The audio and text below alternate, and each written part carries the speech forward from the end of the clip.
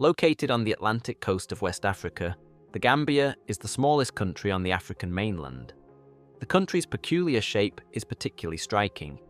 The Gambia is long and thin, measuring only about 48 kilometers at its widest point.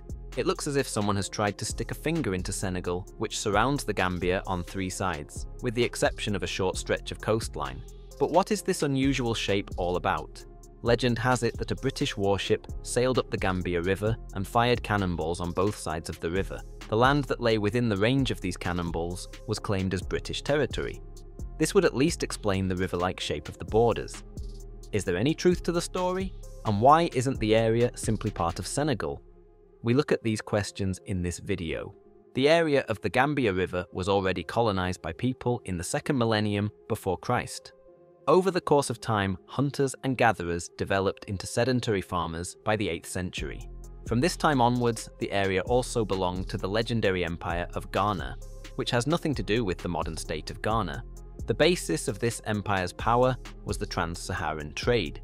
This consisted of the transport of important raw materials such as gold, ivory and leather across the Sahara to North Africa.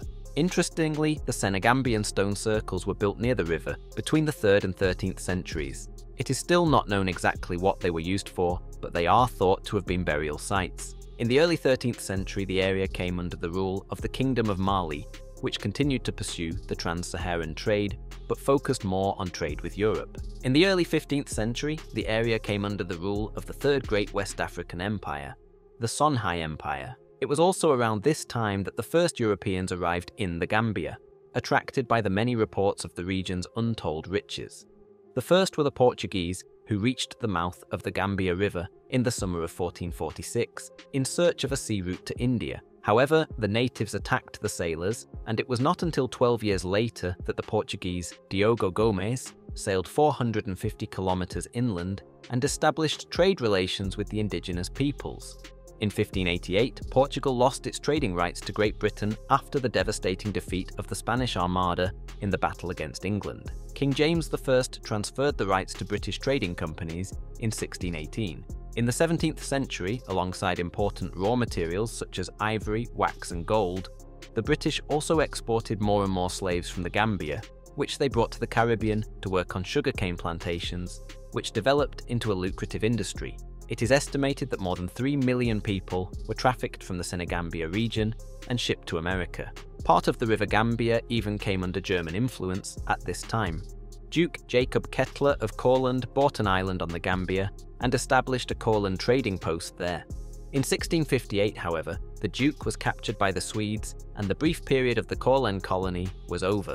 Meanwhile, France had settled on the Senegal River and opened its first trading post on the Gambia in 1681, beginning the struggle for supremacy in the region. During the 18th century, the French and the British repeatedly attacked each other until the French trading post in Senegal fell into British hands in 1758. In 1765, Great Britain established its first colony in West Africa on the Senegal and Gambia rivers and called it Senegambia. However, as early as 1779, the French recaptured their trading posts in Senegal, and Britain was left with only the Gambia Valley.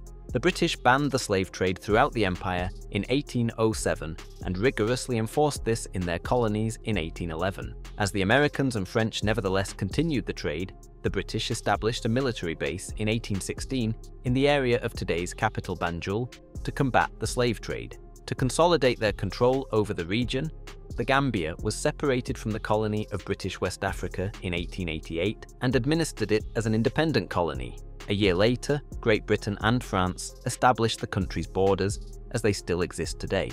The border followed the course of the river exactly, and the land on the banks stretched as far as the range of a cannonball, namely 10 miles. It was finally declared a British protectorate in 1894. Gradually, the colony gained more autonomy, and in 1965, the Gambia was granted independence. The country initially remained in the Commonwealth of Nations and was a monarchy with the British Queen as its head. In a referendum in 1970, the population finally decided that the Gambia should become a republic. Nevertheless, the Gambia remains in the Commonwealth of Nations to this day. That's it again for today. So, the legend with the cannonball had a spark of truth in it after all. If you would like to find out more about an area between Croatia and Serbia on which an attempt is being made to establish a country, then I can recommend my video about Lieberland. Enjoy the video and see you next time. Ciao!